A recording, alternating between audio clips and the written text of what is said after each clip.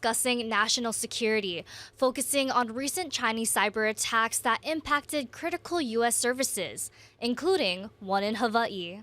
For some background, this report came out in December, in which the Washington Post found that China's cyber army is invading U.S. services, specifically targeting power and water utilities, as well as communications and transportation systems. Hackers affiliated with China's People's Liberation Army have hacked into the computer systems of about 24 critical entities over the past year, including an unnamed water utility in Hawaii.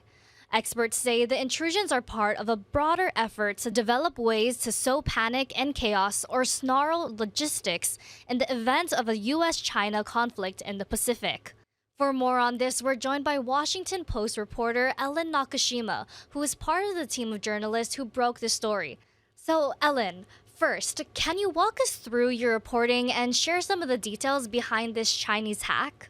What was notable about this campaign, which Microsoft dubbed Volt Typhoon, is that the hackers, first of all, they got in a very stealthy way, not through email phishing or brute force hacking, but by actually using sort of the tools of like your network administrators, so that once they were inside, they just appeared to be a legitimate user, legitimate system administrator.